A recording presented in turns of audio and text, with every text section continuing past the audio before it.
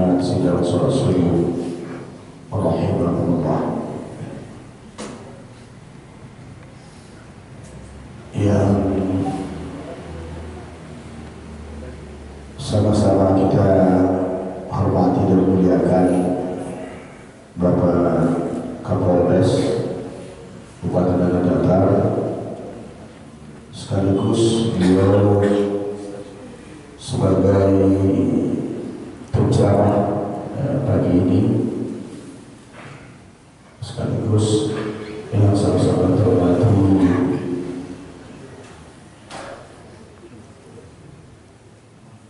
Bapak anggota kepolisian Kabupaten Tanah Datar. Pertama sekali puji dan syukur kita sampaikan kepada Allah Subhanahu wa taala. Alhamdulillah pagi ini kita dapat melaksanakan dan mengikuti sholat subuh berjamaah. Insyaallah akan dilanjutkan dengan kajian subuh perdana setelah bulan suci Ramadan. Salam salam kita sampaikan kepada junjungan kita Nabi Muhammad sallallahu alaihi wasallam. Allahumma shalli ala Muhammad wa ala ali Muhammad.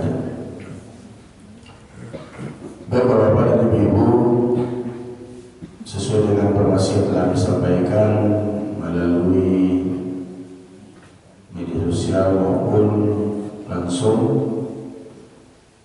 bahwasanya pada pagi hari ini kajian subuh kita akan diisi langsung oleh Kapolres. Nah, mudah-mudahan kajian pada hari ini akan berlanjut ya seperti biasa. Alhamdulillah telah kita laksanakan ya program ta'lim atau majlis ta'lim kita 2 kali seminggu, subuh Jumat dan Rabu malam. Rabu juga sudah kita mulai pada Rabu kemarin, dan subuh merupakan subuh perdana pada pagi hari ini. Baik, untuk menghemat waktu yang tersedia menjelang kita ke tempat tugas masing-masing, langsung saja kita persilakan kepada beliau Bapak Kapolres Tanah Datar untuk menyampaikan kajian, sekaligus mungkin ada informasi-informasi strategis, karena beliau juga merupakan pejabat baru ya di Kabupaten Tanah Datar yang baru beberapa minggu ini. Pada beliau kita persilakan.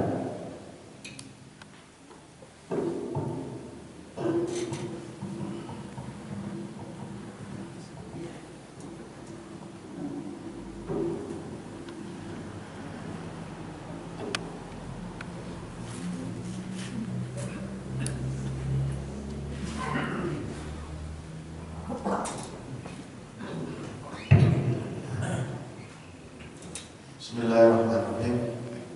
Assalamualaikum warahmatullahi wabarakatuh. Waalaikumsalam warahmatullahi wabarakatuh. Nahmaduhu wa nusalli wa nusallimu ala rasulil karim. Yang kami muliakan, yang terhormat Bapak Ustaz Ketua DKM Sesepuh Nini Mama, tokoh adat, Bapak Ibu kaum muslimin yang sama-sama mengharapkan Allah Subhanahu wa taala. Tapi sebelumnya Pak, boleh ya maju gitu? Ya, boleh maju sih.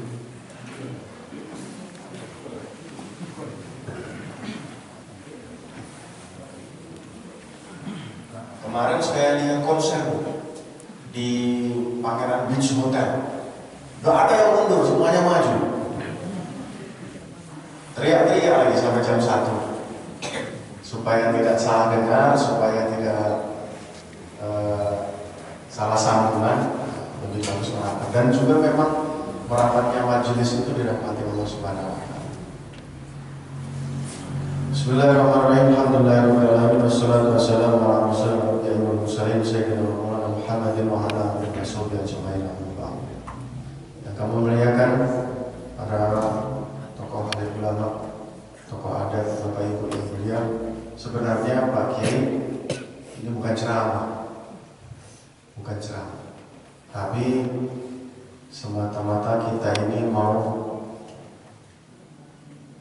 berpikir bersama-sama, merisaukan, berpikir tentang apa risau. Kalau ada orang tua sedang bekerja di kantor, kemudian dia telepon, Pak, ini anakmu naik sepeda nyemplung ke got, kira-kira kita pulang tidak, Pak? Pulang, betul Bu ya? Buru-buru pulang, lagi di pasar, dia telepon, anakku jatuh, naik sepeda jatuh, luka, tangannya patah, pulang Bu dari pasar. Maka Bapak Ibu yang mulia, hari ini anak kemenakan kita sedang sakit. Anak kemenakan kita sedang sakit. Sakitnya apa? Bukan sakit jasmani, tetapi termasuk kita juga kadang-kadang melupakan satu hal yang disebut dengan sakit rohani. Sakit rohani. Maka kata Pak Ustadz, Pak, kalau ada tanda-tanda sakit rohani, maka dia tidak mengenali perintah-perintah Allah Subhanahu wa taala. Dia tidak mengenali perintah Allah Subhanahu wa taala. Ini tanda-tanda kita ini punya sakit rohani. Padahal sehatnya rohani ini akan membuat iman kita sehat. Karena tidak ada yang lebih penting di muka bumi ini kecuali perkara iman. Kalau kita punya iman yang sehat, kita punya iman yang bagus, berarti tanda-tanda hubungan kita dengan Allah Subhanahu wa taala ini baik. Kalau baiknya hubungan kita kepada Allah Ta'ala, maka menjadi syarat bahwa satu kampung akan aman. Law 'alal qur'an amanu wa taqaw la fatahna 'alaihim barakatun minas sama'i wal ardh.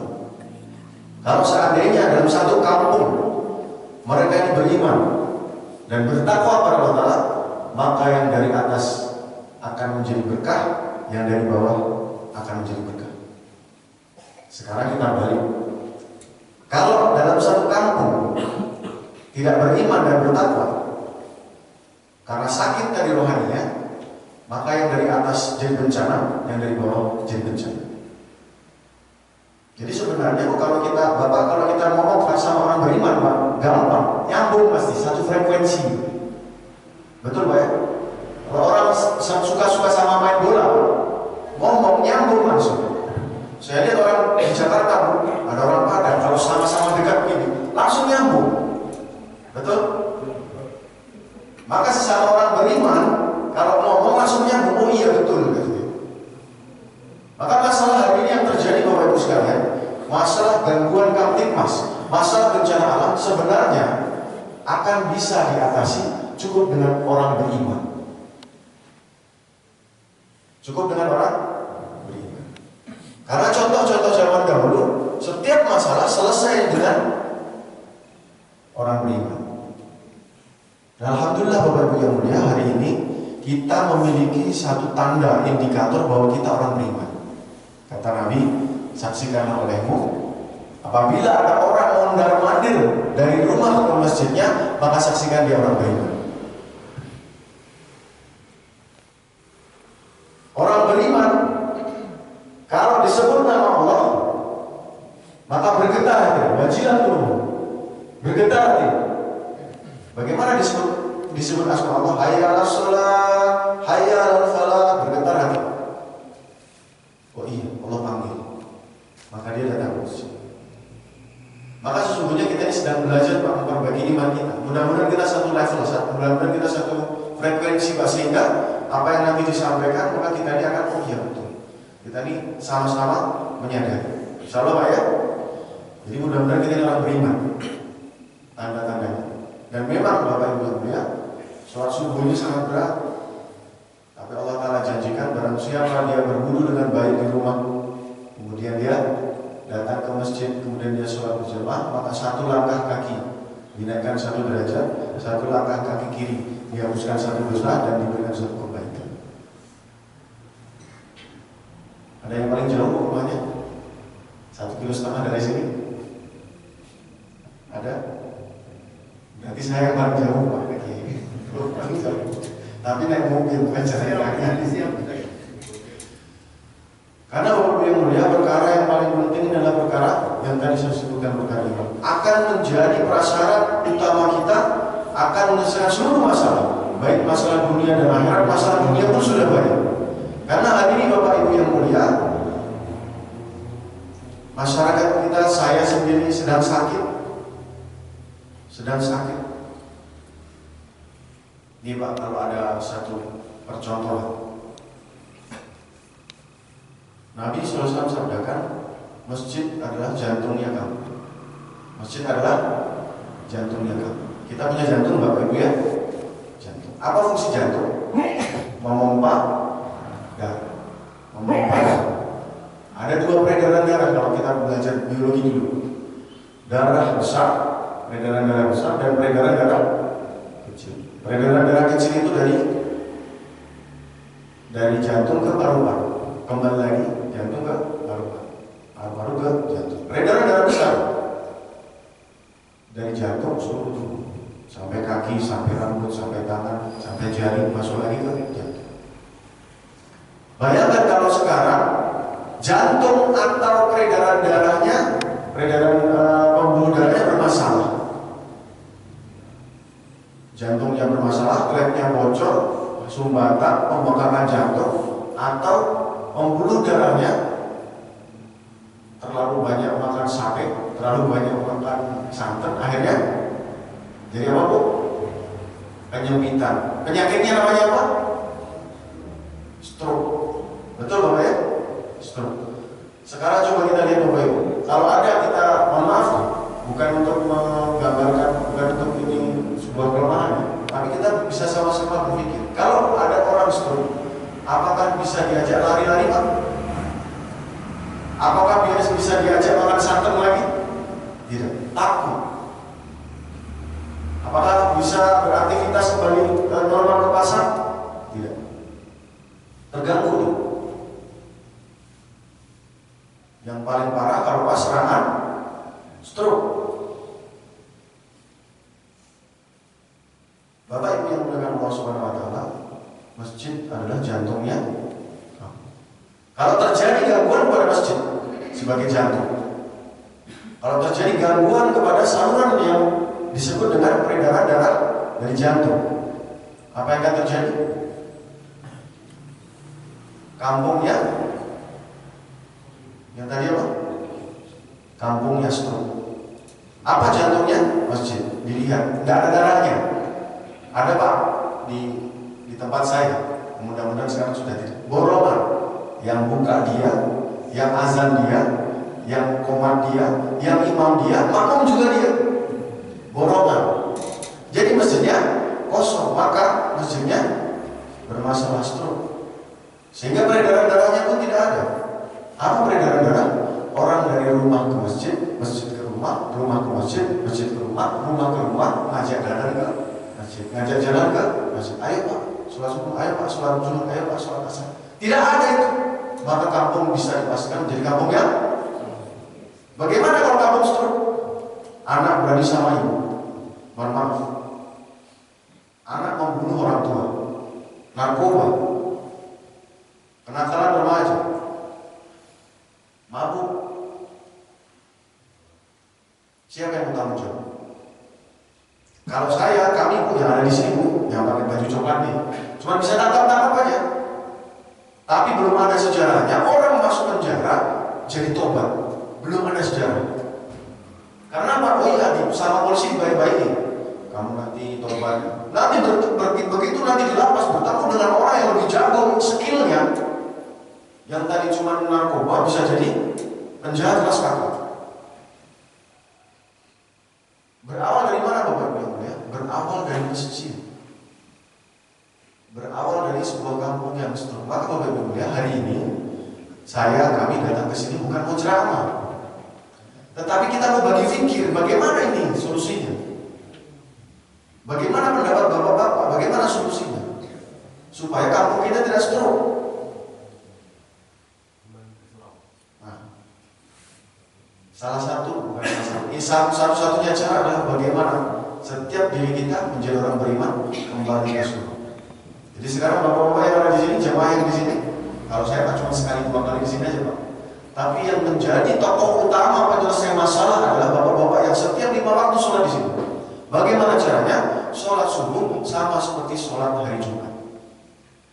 Kira-kira Pak, kalau sholat subuh saja yang paling berat kata Nabi, sesungguhnya yang paling berat di antara 2 sholat adalah sholat subuh dan sholat Isya. Kalau yang paling berat saja sudah seperti sholat hari Jumat sampai belakang sana, kira-kira Allah turunkan bencana atau tidak?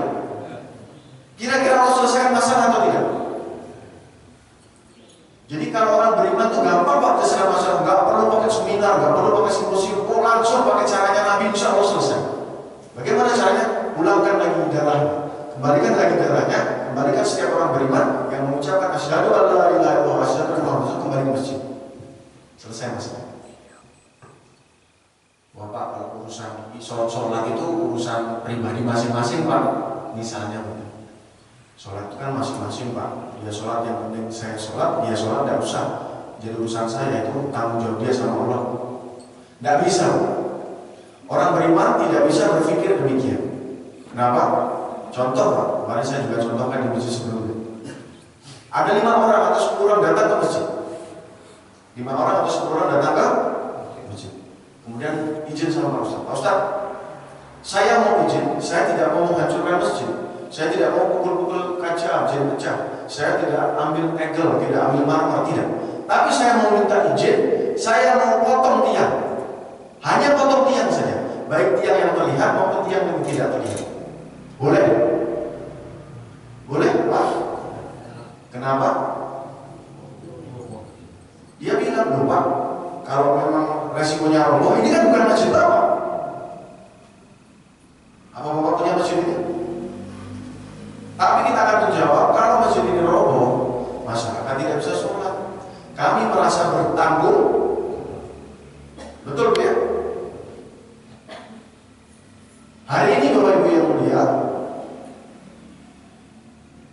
kita sama-sama pahami hadis Nabi SAW. Barang siapa dia sholat, sesungguhnya dia menegakkan tiang agama.